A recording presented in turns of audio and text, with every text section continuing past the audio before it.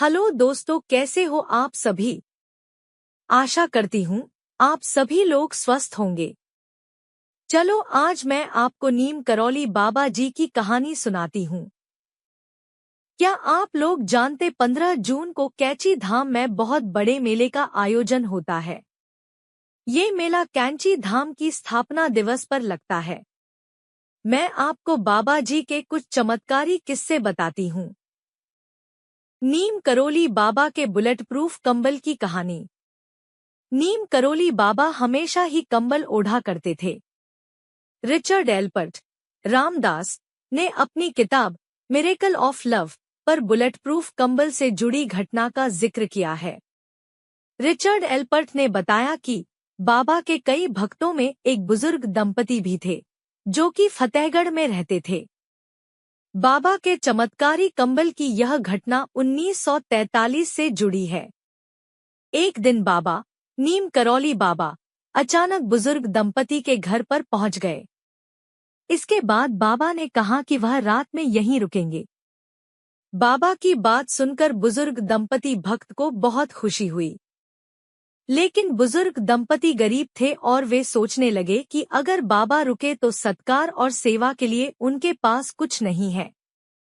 दंपति के पास उस समय जो कुछ भी पर्याप्त था उन्होंने उस समय बाबा को दिया और उनका सत्कार किया।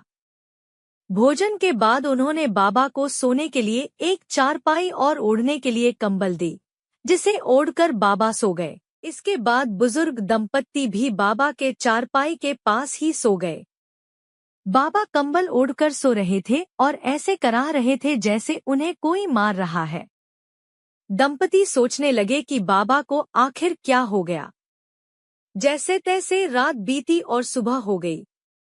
बाबा ने सुबह चादर लपेटकर बुजुर्ग दंपति को दे दी और कहा कि इसे गंगा में प्रवाहित कर देना, लेकिन इसे खोलकर नहीं देखना वरना मुसीबत में फंस सकते हो। बाबा ने यह भी कहा कि आप चिंता न करें, आपका बेटा महीने भर के भीतर लौट आएगा।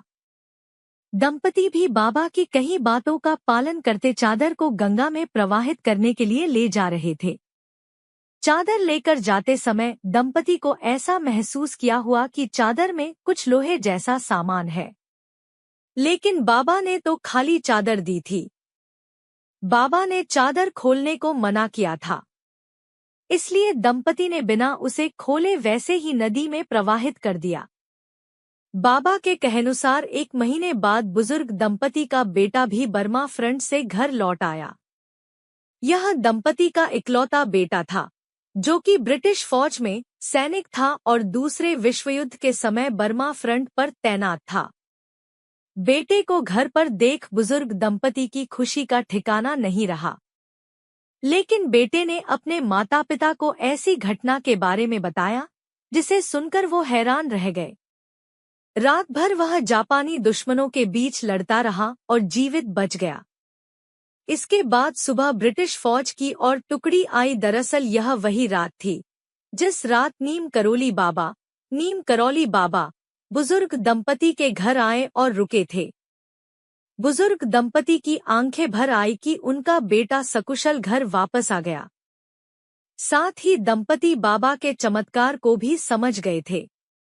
यही कारण है कि अपनी किताब मिरेकल ऑफ लव में रिचर्ड एल्पर्ट ने इस कंबल को बुलेट प्रूफ कंबल कहा है। आज भी कैंची धाम स्थित मंदिर नीम करौली बाबा आश्रम कैंची धाम में बाबा के भक्त कंबल चढ़ाते हैं। बाबा खुद भी हमेशा कंबल ओढ़ा करते थे। Thank you for watching channel. Please like and subscribe.